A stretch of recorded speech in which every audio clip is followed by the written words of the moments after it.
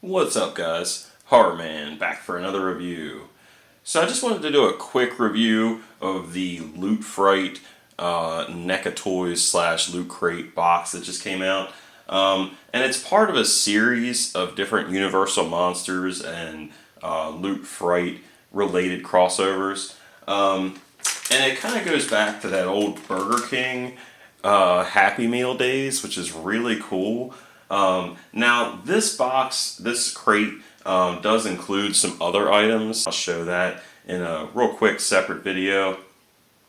But I just wanted to go over the figure itself that's included in this. So this is the packaging for the actual figure that you get, and it's called Loot Crate CRYPT CLUB.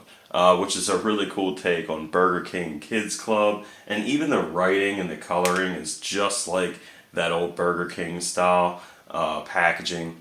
And then it says Universal Studios Monsters on the front. Just got that like blood splatter. Really cool like shield on the front as well. Over to the back, you do get a really cool collector image here. It's bigger than a trading card, obviously, so it's kind of like a mini poster. But it's got that really classic image of Dracula. It just says Universal Studios Monsters again with that bloody logo. It does say Dracula, collect all 4. And of course you do see 4 images with Dracula, the creature, the Wolfman, and Frankenstein. And then again you get that Loot Crate CRYPT CLUB logo, which I really like. Now, unfortunately, I was a little late with getting in on this pre-order, and I did miss Frankenstein. He was the first one in the crate. The next crate is going to be the creature, and then the Wolfman will follow. They haven't revealed the Wolfman from what I've seen, but if you remember the old Burger King toys, pretty much know what you're going to expect. So what I really love about this compared to the old one is that it has a ziplock. So instead of ripping this bag open and ruining it and throwing it away like most parents probably did in the 90s, you could just undo the ziplock and you'll actually be able to keep the packaging, which I really like. But there isn't much to it. Just pop open the packaging, figure is inside, and then you can just take him out of there. And before we get to him, I did mention trading card, and there actually is a sticker in here. It's almost the size of a trading card, which is pretty cool. So that is in there. And here's the figure, of course. So we'll go ahead and start by taking a look at the details and the paint, the sculpt. We'll look at the only accessory, which is the cape. There is no accessories other than that. No interchangeable hands or heads, so this is everything you get. So what you see is what you get. But we'll also do some comparisons, and I'll give you my final thoughts at the end. It's not going to be a real long review. If you have a Dracula figure, you pretty much know what to expect. So let's go ahead and start by taking a nice close-up of the head sculpt. Alright, so taking a look at the head sculpt here, this is where this figure is really going to be a huge difference from the regular Bela Lugosi Dracula. And that's because it's not Bela Lugosi. This is more representative of those old toys, which I think is really cool. Now, they definitely have a lot of nods to like the Remco style. So the look of the Burger King ones look pretty much a lot like the Remco ones. So you'll definitely see the similarities between those old toys. But the old Remco figures, they did use Bela Lugosi on the packaging, but he had fangs, which he never really showed fangs in the old movies. So that was all kind of just done for the toys. You pretty much will never see Bela Lugosi with the fangs. If you ever see any figures of him, he just won't have the fangs showing. So if you want a NECA Dracula with the fangs, this is really the only way to go. And for the most part, I think they've done a really good job at capturing that old figure. And I'll just go ahead and do a quick comparison just to kind of give you an idea of what they were going for. And you can see there's definitely a lot of similarities here. It's very, very similar. So you have kind of like those wild eyebrows going real high up. Definitely a bit of an exaggerated receding hairline, or like the widow's peak, which I think looks really good. The eyes, very different from the regular Bela Lugosi head. And I'll just bring that Bela Lugosi in real quick just to show you how much different these look. I mean, it's it's a completely different look. So, like I said, it really makes this, it really separates it from the other Dracula figures. And I can't say enough about the look of this head sculpt. I mean, it really does grab the nostalgia strings for sure. And I'm sure anybody that's a fan of like the look of like the vintage toys, especially Remco fans, they're probably gonna really love this figure. But yeah, man, like the details are really well done. They've definitely captured the look right. I love the fangs. They're not perfect, but I think they've done a really good job with them, especially since they're kind of, you know, bringing new life into a very old kids meal toy. But again, I like the hairline, the texture and the sculpt is very nice. The eyebrows are exceptional. I think they've done a really good job. I like the look of the eyes. It doesn't have that kind of wall-eyed look or looking up or anything like that. Just good positioning on it.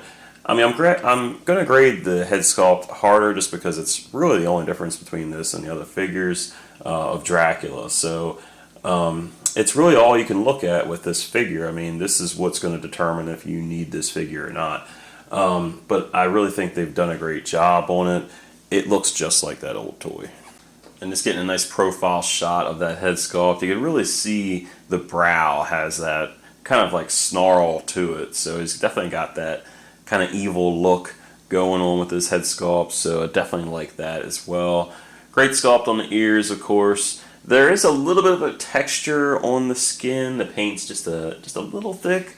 But again, just amazing details in this really retro style head sculpt. And just a quick shot at the back of the hair. Definitely got a couple little flakes in the hair. Some of the black kind of chipped just a tiny bit. And I think that could be what was on parts of the figure. Like when I first opened it, it definitely had a little bit of black dust on it. And it could have been paint chips from that hair. So I'm not sure. Now the collar itself pops off just like the regular Dracula. And you can see the lower part of the hair and his shirt collar. And here's a quick shot of Dracula without that collar on, or that cape collar on from the front. So you can see the details are all what you'd expect in this head sculpt. So again, really, really nice head sculpt going on here. Really like what they've done with this. Looking at some of the other details in Dracula here, starting with his emblem, it's definitely more of a brighter gold than the regular Bela Lugosi Dracula. That gold seemed more like dingy, kind of dirty, whereas this one's a bit brighter gold, which definitely matches that old toy, which I do like. The collar and everything else, pretty much the same as the Bela Lugosi. The only difference is it's just a little bit brighter, so the vest is more of like a white as opposed to that kind of dingier, kind of off-white. But in terms of like the outfit itself, pretty much the same. NECA also matched some of the kind of funnier parts of the older toy, which is kind of like the old Playmates toys like Ninja Turtles, how they don't paint everything. And that's pretty much what happens with those old Burger King kind of toys. They don't paint every single detail in here. So things like the buttons, they weren't painted, whereas the Bela Lugosi Dracula has painted buttons. So just little things like that. And it's kind of hard to see, but on his left hand, he actually does have a ring on. All the Dracula hands for his left hand, I believe, have that ring. And they painted its skin tone on this figure, which is, again, kind of a nod to the old toy where they just don't paint those small details. I definitely think that's intentional.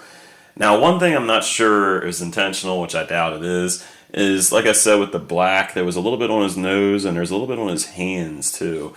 And that was just how it was out of the package. Like I said, I've kind of rubbed most of it off, but I might have to try a little harder on that. Ironically, with the old toy, it's definitely got black marks on its fingers. I don't think that's intentional, but I do think the painted ring is. The rest of the outfit's pretty much what you'd expect. Just got the standard black like dress pants, nice wrinkling going in there, some creases in the pants as well as the pleats.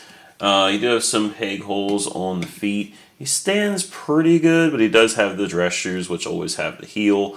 So not the best at standing, but definitely can stand without. you know, a stand or anything. The shoes look pretty good. Again, nice details in there, just your classic vintage style dress shoes. It does have the tail on his jacket, got a couple buttons. Again, nice wrinkling going on there. Good wrinkling in the arms and in the pants all around. Just, again, same nice details you saw in the Bela Lugosi figure because it's the same exact body. There's no difference. Just a quick look at the articulation. Pretty much exactly what you're used to. Head works just fine. You can look down, angles, side to side, whatever you need to get him to do. Unfortunately, he still does have that same single hinged articulation, so you don't have the double hinge or anything. You know, standard leg articulation, just single hinged. Again, he stands okay. The feet don't move that much. So yeah, man, not a ton of articulation, just your basic NECA style articulation. You know, get the poses done that you need to do, but nothing crazy. Alright, and then lastly, you do get the one accessory, which I mentioned already, which is going to be the cape. And it does have that nice collar, which kind of mimics the high collar of his cape. And it's very easy to put on, it just clips on the neck, just kind of like those old vintage toys, like those old Kenner Batmans and stuff like that. So you could wear it a couple ways. You could have it to where it's, you know, fully draped back, or you can have it to where it kind of covers like just one of the arms, or you could have it kind of like fully covering him, which looks really cool. Very classic Dracula. So I do like the cape. Now the old one was that plastic cape, and if you have some of the other NECA figures that have those alternate capes, you could definitely swap those out, and I'll show you that right now. Now if you have like the glow-in-the-dark, like Phantom of the Opera figure or the Dracula, that came with a vinyl cape, which is really cool, and I'll go ahead and put that on real quick. Alright, and here's Dracula with that vinyl cape, and I do think he looks really cool with this. So yeah, if you have the glow-in-the-dark variants of Dracula or Phantom of the Opera, you could definitely make this work. I do wish the vinyl cape, like if they do a figure like this, if it had that red inside, it would really set this figure off. So if you're really going for that real vintage toy feel, I think this completes it. Alright, so for the first comparison, here he is next to the original Burger King Kids Club version of this figure, and then I'll show it with this vinyl cape on the newer NECA Toys one versus the old one. And then here he is with the regular cape that comes on him in a package, which is that soft goods cape. And obviously it does lay better behind him, just like that original one, so I can kind of see why NECA went with this one now. And the old one also, his cape can pop off. It's got like a peg in the back, just in case you want to have him without his cape. Now, one of the biggest differences between this old one and the new one that NECA didn't carry over is the fact that this modern version doesn't actually glow in the dark. So if you have this old Burger King one, it actually will glow in the dark. So if you turn these lights out, you can see that little bit of luminescent. It's hard to capture on camera, but you could definitely see how this one can glow. So with NECA, they basically broke this into two different lines. So the CRYPT CLUB has those classic looks, but doesn't always glow in the dark. So if you want that glow-in-the-dark effect, you'll have to get that glow-in-the-dark version, but it will not have this head sculpt. So pretty much an almost faithful representation, minus the fact that it doesn't glow in the dark. Here he is next to the Phantom of the Opera, and this is the figure I used for the vinyl cape pictures. Here he is next to the NECA Toys Frankenstein and the Wolfman figure, and they're both the regular versions. Here he is next to a couple more Universal monsters. So you got the Creature and the Mummy. And then you also have the Kessler Wolf from the American Werewolf in London. And these are all made by NECA Toys. And then for the final comparison, here he is with another vintage Dracula figure. And this is the Dracula monster from the real Ghostbusters. And I really love this figure. You actually squeeze his legs and then he shows his fangs and he looks all crazy. But that's a classic figure. And of course you have him alongside the Burger King. Kids Club figure, and I just wanted to show you kind of how tall these guys are. But again, just really cool figure, definitely matches with any of your modern or vintage vampire collection. Alright, so that's my review of the Loot Crate CRYPT CLUB version of Dracula. And for the most part, I do think he's a really cool figure. If you're a fan of the vintage style, or you just really have some nostalgic attachment to this character, or just this toy line, I think this one's definitely for you. It is interesting that they've kind of separated the glow-in-the-dark from this CRYPT CLUB, because these definitely glow in the dark, but the new ones don't. So it's kind of confusing, but then there's also a glow-in-the-dark line that kind of looks like Remco. So if you're a fan of this Universal Monsters line as a whole, you're going to have to collect all 3 lines, including the black and white ones, so it's really 4 different lines of pretty much the same exact figure. And I think because of that, it's probably going to make this line not nearly as popular, unfortunately.